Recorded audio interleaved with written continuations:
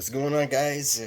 What's going on, guys. I know this ain't a scheduled episode today, but I decided to shoot this little mini episode today because I have just found out. I had just found out some breaking news, and I have breaking news to share with all of you guys in this NASCAR podcast involving Kyle Larson. Kyle Larson has hit the double. Kyle Larson has tried the doubleheader, raced both big events in the Memorial Day weekend, the Indianapolis 500 and the Coca-Cola 600. But guess what? Kyle Larson's doing it again. Next season,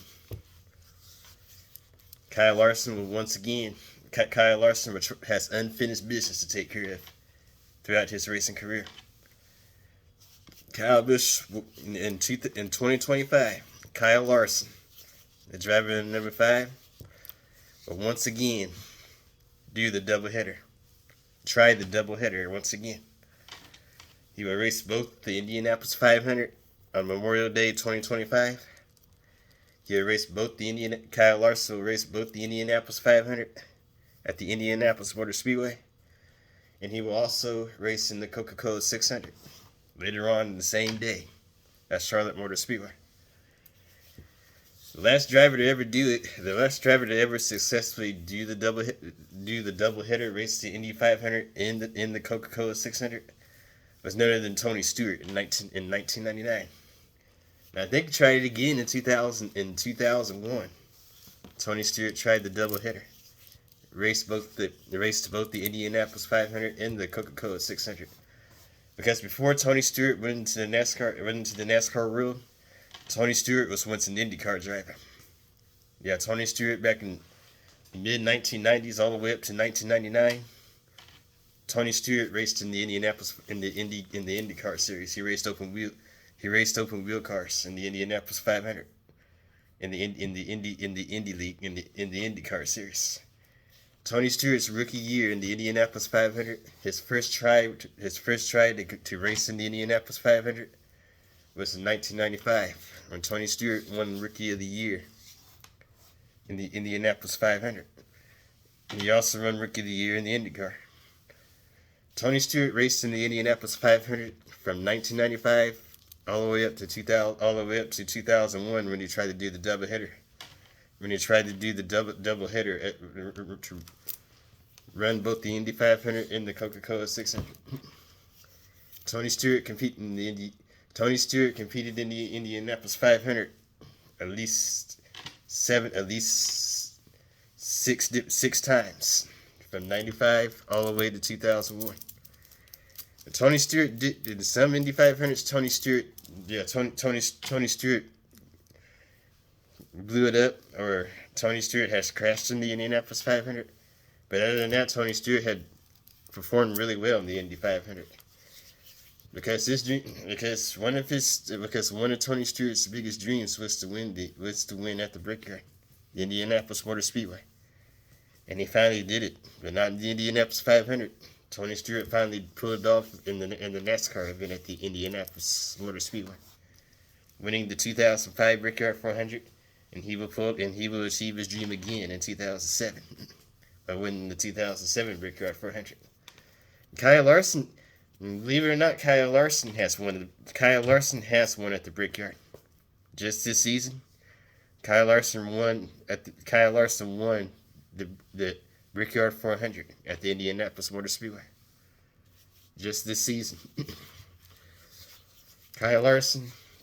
The reason why that news is really big today about Kyle Larson competing in both the Indianapolis 500 and the Coca-Cola 600, because that I am a big fan of Hendrick Motorsports, because I am a Jeff Gordon fan. And Jeff Gordon does drive for Hendrick Motorsports, and he does work for Hendrick Motorsports after he retired.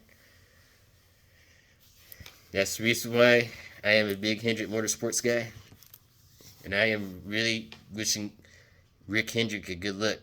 Rick Hendrick and all of Hendrick Motorsports good luck in the doubleheader. Kyle Larson tried it once before this season, or just earlier this season, but Mother Nature had other plans. I think it rained in both events.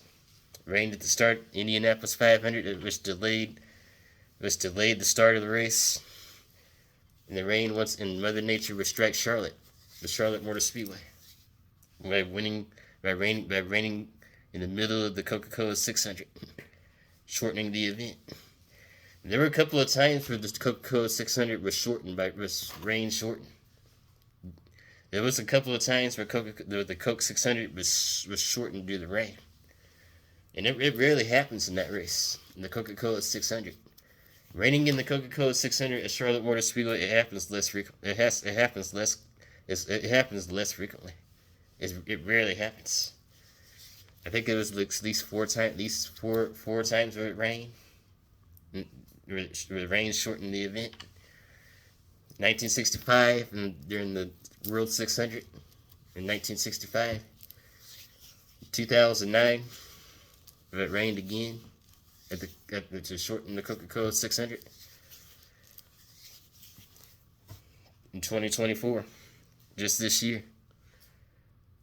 2023, rain postponed the Coca-Cola 600, and the first time since 1992.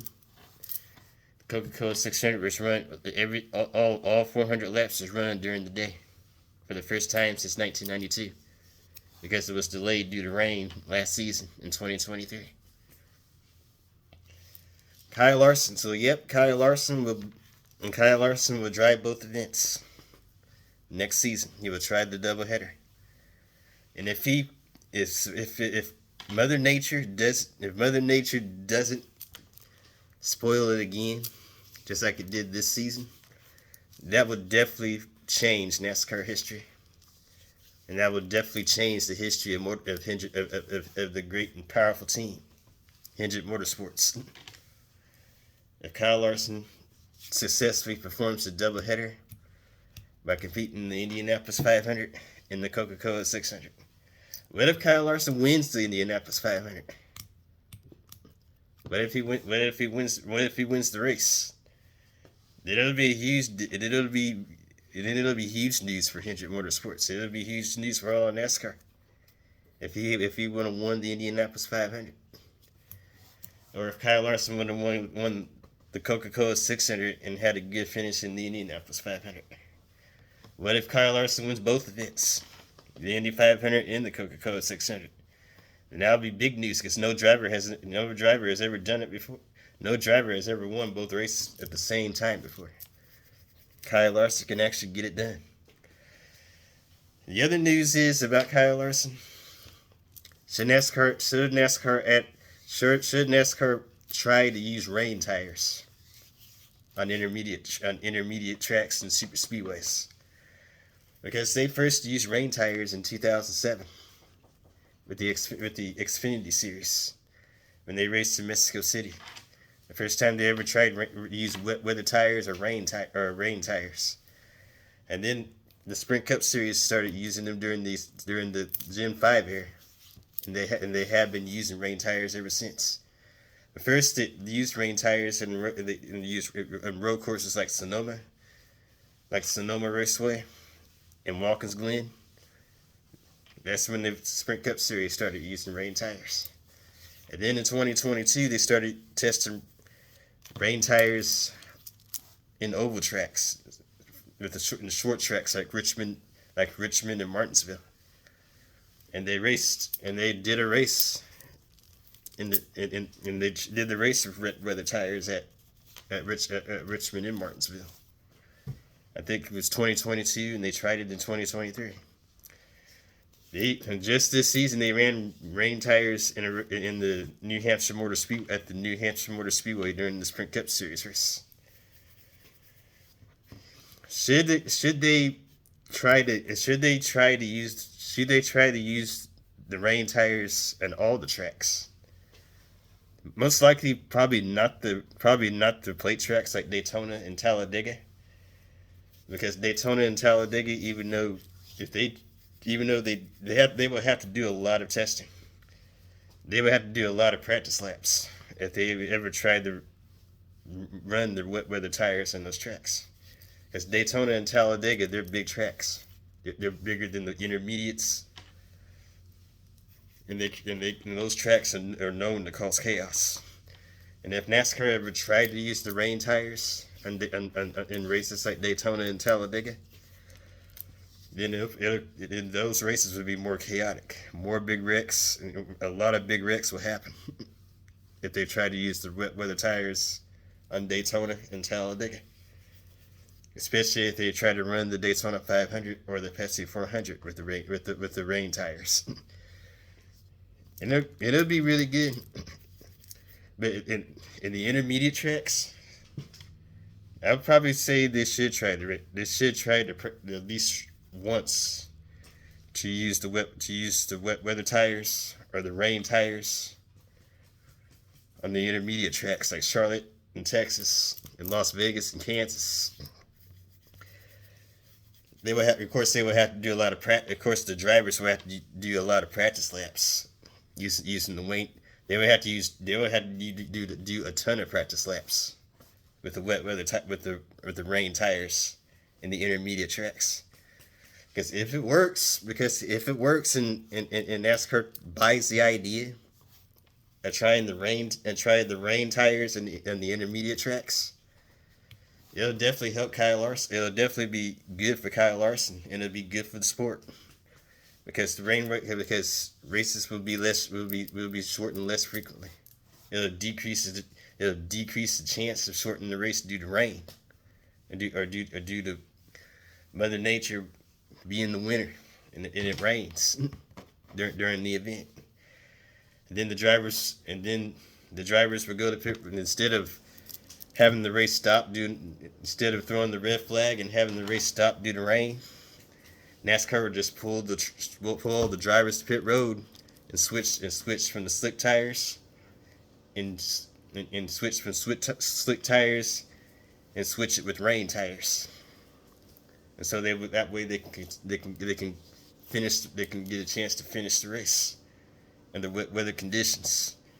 Because if they were to use the rain tires on the intermediate tracks. What they should use the rain tires for are short tracks like Bristol, Martinsville, and New Hampshire, in Richmond, North Wilkesboro. They should use the rain tires on 1 mile tracks like Dover, Phoenix, and New Hampshire. And they should use the rain tires on intermediate and cookie cutters intermediate tracks like Charlotte Motor Speedway, Atlanta Motor Speedway, Texas Motor Speedway, Homestead Miami Speedway, Kansas Speedway. They should use the rain.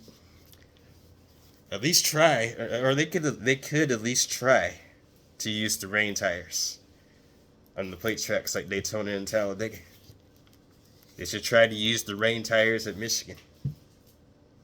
The 2 mile oval at Michigan. They definitely should use the rain tires at Pocono and Indianapolis. IndyCar should do the same thing with its series. Try rain tires on the ovals. Try the wet weather tires on their oval races, especially the Indianapolis 500 and if they do manage to race at Gateway, because they're both flat bank tracks, and rain tires were successful in those flat bank tracks in the NASCAR road. If NASCAR can run rain tires on the ovals, then the IndyCar would try to use. The IndyCar would probably should do it too. It'll be helpful when it comes to finishing the race on time. It'll be helpful to lessen the chances of calling the race on the halfway when it reaches halfway, of calling the race early due to rain or any bad weather. So, in my opinion, they should try to practice on. They should try the rain tires. And NASCAR should try the rain tires on the intermediate tracks. They should try the rain tires on the 1 mile ovals. at least once.